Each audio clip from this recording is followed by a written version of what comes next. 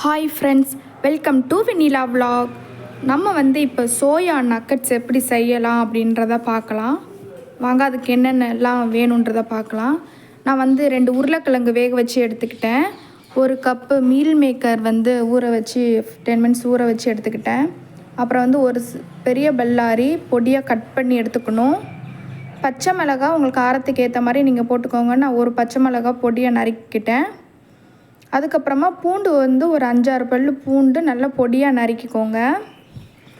என்கிட்ட பெரிய கத்தி இல்லாததுனால பொடியாக நறுக்குனதுக்கப்புறம் இந்த மாதிரி சாப் பண்ணிக்கிட்டேன். அதுக்கப்புறம் ஊற வச்ச மீல் மேக்கரையும் எடுத்து நல்லா மிக்சியில் கிரைண்ட் பண்ணிக்கோங்க. அது நல்லா கிரைண்ட் ஆனதும் ஒரு பவுலில் ட்ரான்ஸ்ஃபர் பண்ணிக்கோங்க.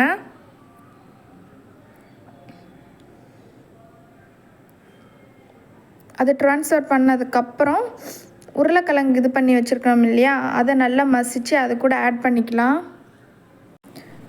அது கூடவே நம்ம கட் பண்ணி வச்சுருக்கிற வெங்காயம், பச்சை மிளகாய், பூண்டு எல்லாம் போட்டு மிக்ஸ் பண்ணிக்கலாம்.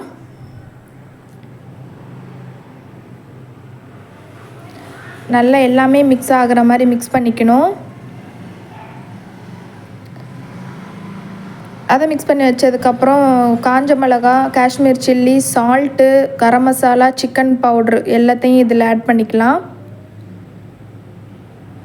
நீங்கள் இன்னும் எக்ஸ்ட்ரா மசாலா எதுவும் ஆட் பண்ணணுன்னா ஆட் பண்ணிக்கலாம். நான் இது மட்டும்தான் போட்டிருக்கேன். அதுக்கப்புறம் ஃபைனலாக கொத்தமல்லி தூவி எல்லாத்தையுமே ஃபைனல் டச்சாக மிக்ஸ் பண்ணிக்கலாம்.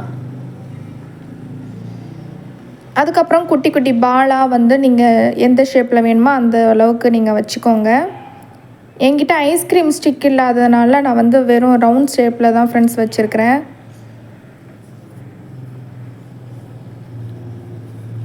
அதுக்கப்புறமா ஒரு கிண்ணத்தில் 2 ஸ்பூன் கார்ன்ஃப்ளவர் மாவு எடுத்துக்கோங்க.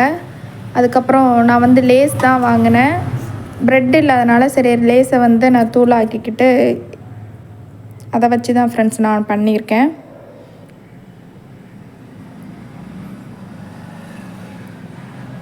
அப்புறம் ஒவ்வொரு பாலாக எடுத்து அதில் டிப் பண்ணி இது பண்ணிக்கோங்க.